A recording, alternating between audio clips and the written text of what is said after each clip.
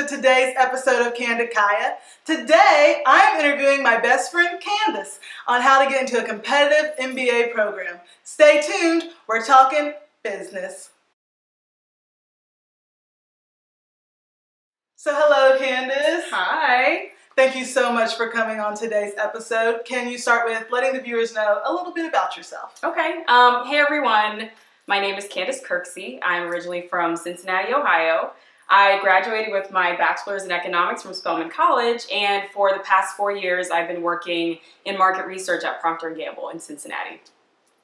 Basically, that's my best friend, and she's popping. So Candace, why did you decide to pursue an MBA? That's a great question, and everyone, that is a reason you're always going to have to talk about in essays and in interviews, so make sure you have this down. So like I said, I've been working for 4 years. I felt like I had learned all I wanted to learn in the market research industry, so I wanted to kind of pivot a little bit into consulting, but I felt like for me to do that, I had to kind of fill some knowledge gaps that I had in, first of all, finance, and then second of all, strategic leadership and influence. And so I felt like going back to business school would help kind of strengthen those areas a little bit so that I'd be more competitive in a consulting role. So you're going to be starting a full-time MBA program this fall. Can you let the viewers know where you're going and why you decided to go there? Sure.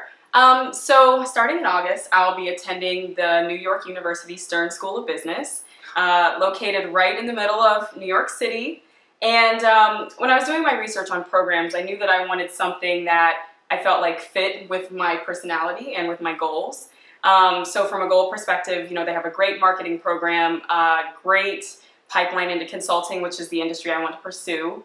But from a personality fit, I really felt like, you know, my personality resonated with the current students there and with the faculty, and I could really see myself at home there. So you mentioned to everyone that you've been working for 4 years already. So what is your take on getting work experience before applying and attending business school? Definitely get work experience. Schools will tell you that it's not required, but they definitely want to see that you have some context for what you're about to learn. Okay. And so the more work experience you have, the more you can readily apply the things that you've learned, and what you're learning in the classroom will make a little bit more sense.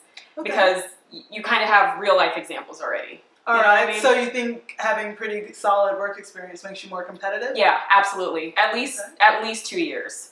You know, because you know they like to see that you at least have a little bit of context. Okay. So you're going to a top 20 school. Kudos to you. Thank you. So tell us around what GMAT range do you have to score in to get into a program such as that? So that's a good question. And programs will tell you that the GMAT is not the only thing that matters in your application, and that's true. But in order to put yourself in a better position to get accepted to some of these top programs and to be eligible for scholarships, I'd say you'd want to at least be above 650.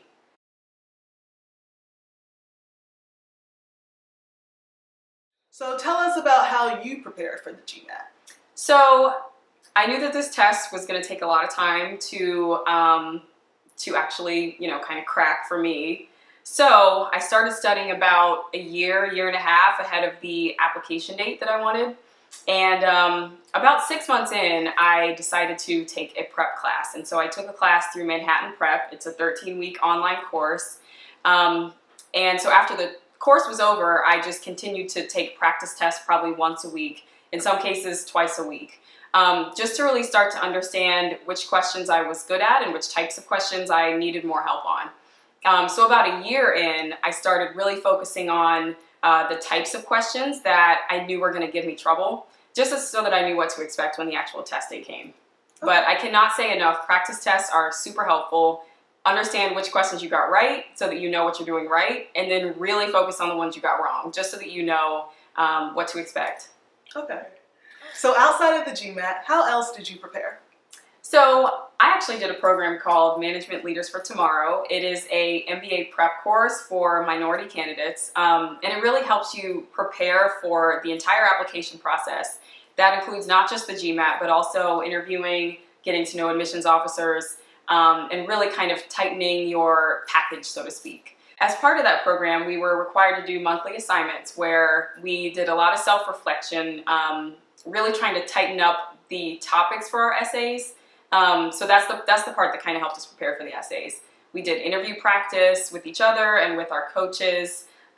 We did conferences where we met different admissions officers. So there really are a lot of elements that go into preparing. It's not just the GMAT. It's not just any one component. So yeah, that's something to keep in mind, is that the total package is really what matters. And so your prep is going to include making sure each aspects of your package are tight. Okay. So Candace, if you don't mind me asking, how many business schools did you apply to? I applied to 5 business schools. So we all know that MBA applications can be pretty intensive. Mm-hmm. So how did you prepare for applications? Well, I'm glad you asked, Nakaya, because I actually applied through a group called the Consortium of Graduate Studies in Management, or CGSM. Okay. And this group is a group of select schools, most of them in the top 20, top 30 range, that are all aligned on this common goal of increasing the amount of diversity in top business programs and in leadership at different companies. So I actually applied to the 5 schools, but the application was pretty streamlined because each of the schools got a common application that I filled out on the consortium website, and I did have to do a small essay for each of the schools, but the process wasn't as rigorous as it would have been had I applied to 5 schools separately. Okay. What round do you suggest future candidates apply in? Apply whenever you're ready. Okay. It does not matter which round. There are plenty of opportunities for you to get into a program in any round. I will say that usually rounds 1 and 2 are where the most scholarships are distributed. Okay. Round 3 is kind of difficult to get some kind of financial help from the school. But nonetheless, apply when you're ready. Apply when you feel like your application is the tightest it can be. If that's round 3, so be it. Just apply when you're ready. Apply when your application is finished. Who do you suggest that people should reach out to for recommendations?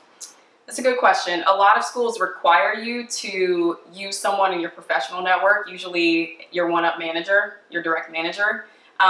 If you're not comfortable sharing with your manager yet that you are going to business school, a professional mentor is fine. Maybe a previous employer is fine.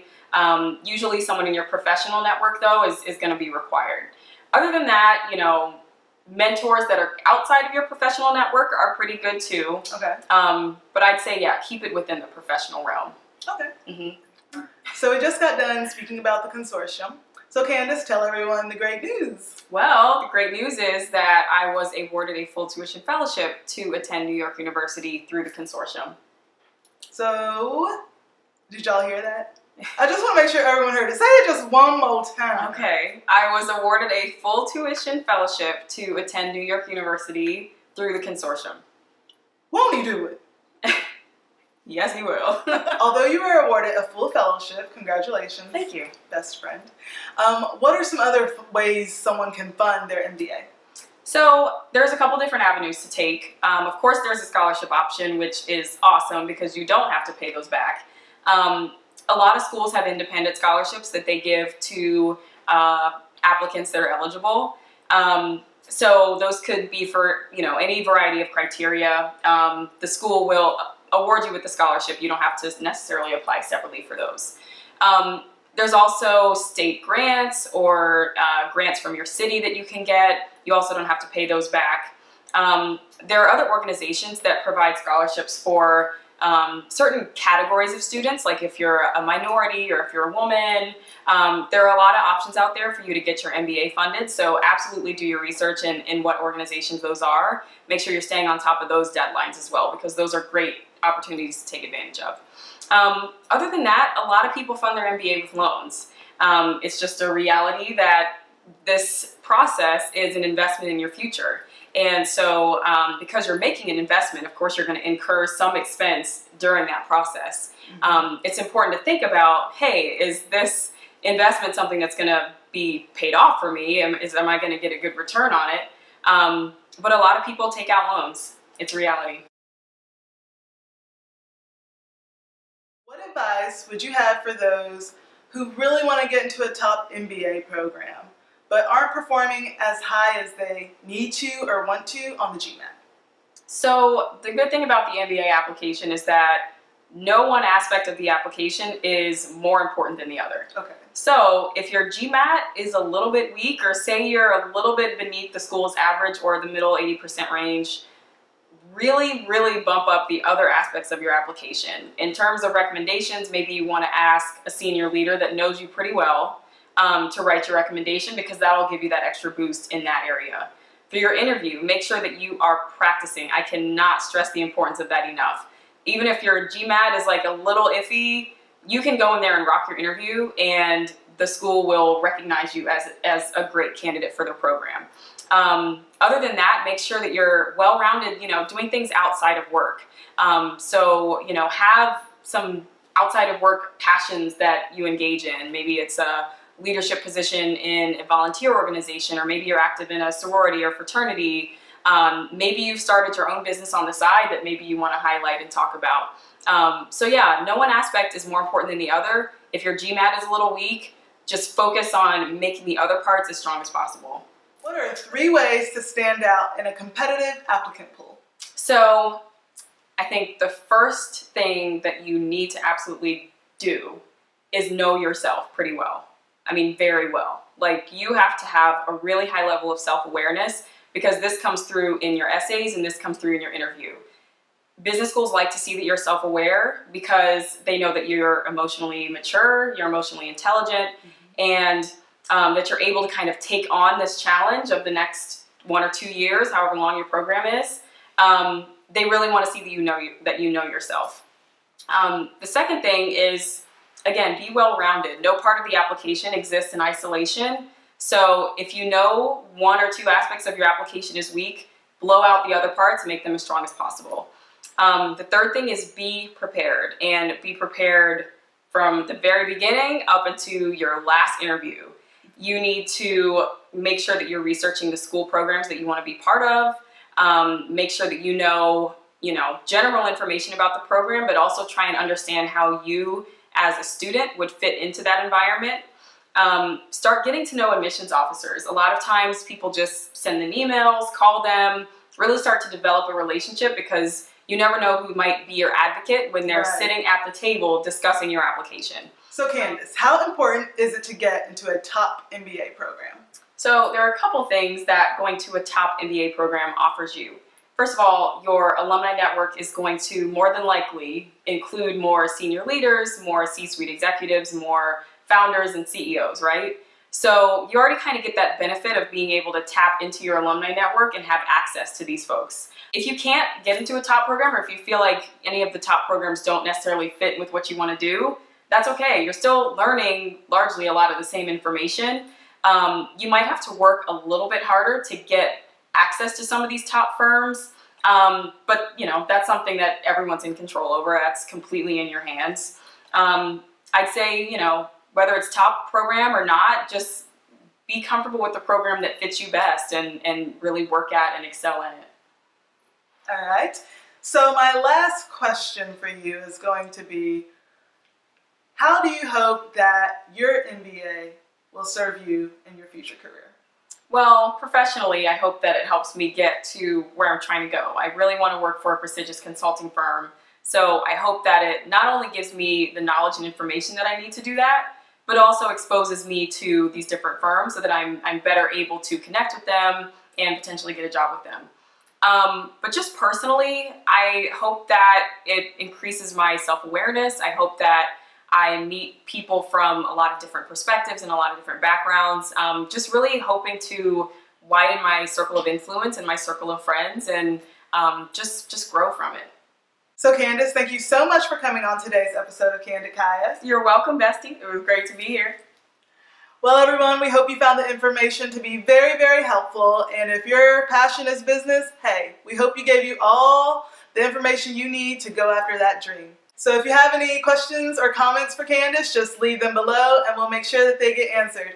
All right, everyone, we'll see you the next time. Bye. Subscribe to Candid Kaya.